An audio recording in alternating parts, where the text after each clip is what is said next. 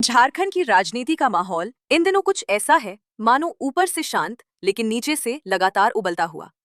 मुख्यमंत्री हेमंत सोरेन दिल्ली क्या गए, पूरे राजनीतिक गलियारे में चर्चा का पारा अचानक ऊपर चढ़ गया। हर तरफ यही पूछा जा रहा है कि ये यात्रा सिर्फ एक सामान्य सरकारी काम है या इसके पीछे कोई बड़ा सियासी संकेत छिपा हुआ है। राजनीति को जानने समझने वाले कहते हैं कि यहाँ कोई भी कदम खाली नहीं होता।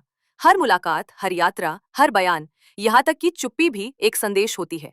और हेमंत सोरेन के इस अचानक दिल्ली दौरे ने ठीक ऐसा ही माहौल बना दिया है।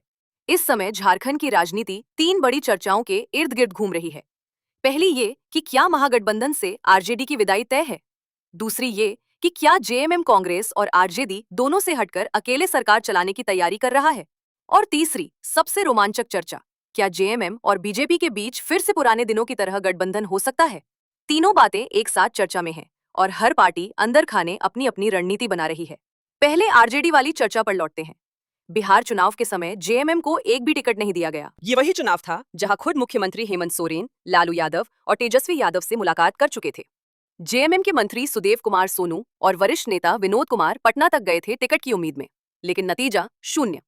जाहिर है जेएमएम इससे बेहद नाराज हुआ और नाराजगी खुलकर सामने भी आई। कई नेताओं ने स्पष्ट कह दिया कि झारखंड में महागठबंधन की समीक्षा होगी। चुनाव खत्म होने के बाद भी यही बयान दोहराया गया। अब तेजस्वी यादव ने बिहार में कांग्रेस से अलग होने का फैसला कर लिया। इस वजह से झारखंड में आरजेडी की स्थिति और कमजोर हो गई है। कांग्रेस प्रदेश अध्यक्ष भी पहले कह चुके हैं कि महागठबंधन पर फैसला लेना मुख्यमंत्री का अधिकार है। ऐसे में हेमंत सोरेन का दिल्ली जाना इस नजरिए से देखा जा रहा है कि क्या वे आरजेडी को लेकर कांग्रेस हाईकमान से अंतिम सलाह मशविरा कर रहे हैं। हालांकि दूसरी तरफ कुछ राजनीतिक जानकार कहते हैं कि यदि जेएमएम चाह ले तो वो बिना किसी से पूछे आरजेडी को बाहर कर सकता है। जेएमएम नेतृत्व मानता है कि बिहार में टिकट ना मिलने के लिए अकेला आरजेडी जिम्मेदार नहीं, बल्कि कांग्रेस की मध्यस्थता की कमी भी एक कारण है। अब दूसरी बड़ी चर्चा, क्या जेएमएम कांग्रेस और आरजेडी दोनों से अलग होकर अकेले सरकार बनाने की तैयारी कर रहा है। जेएमएम और कांग्रेस के बीच अक्सर छोटे बड़े मुद्दों पर मतभेद सामने आते रहे हैं। मैया सम्मान योजना, 400 रुपए में एलपीजी सिलेंडर देने का वादा, सरकारी योजनाओं के क्रियान्वयन में देरी, इन सब पर दोनों दलों के बीच खिंचाव बढ़ता जा रहा है। कांग्रेस के कुछ विधायक ओपनली कह चुके हैं कि मंत्रियों का रवैया ठीक नहीं। कई विधायक अपनी अनदेखी की शिकायत कर चुके हैं। जिला अध्यक्षों की नियुक्ति के दौरान भी भारी असंतोष दिखा था।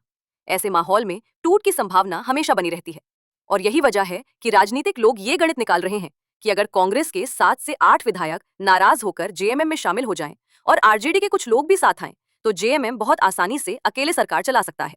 जेएमएम के पास अभी 34 विधायक हैं और बहुमत के लिए 42 चाहिए। ये गैप कांग्रेस की हल्की सी टूट से ही पूरा हो सकता है और यही कारण है कि ये चर्चा और भी मजबूत हो रही है कि जेएमएम अंदर ही अंदर अपने नंबर मजबूत कर रहा है।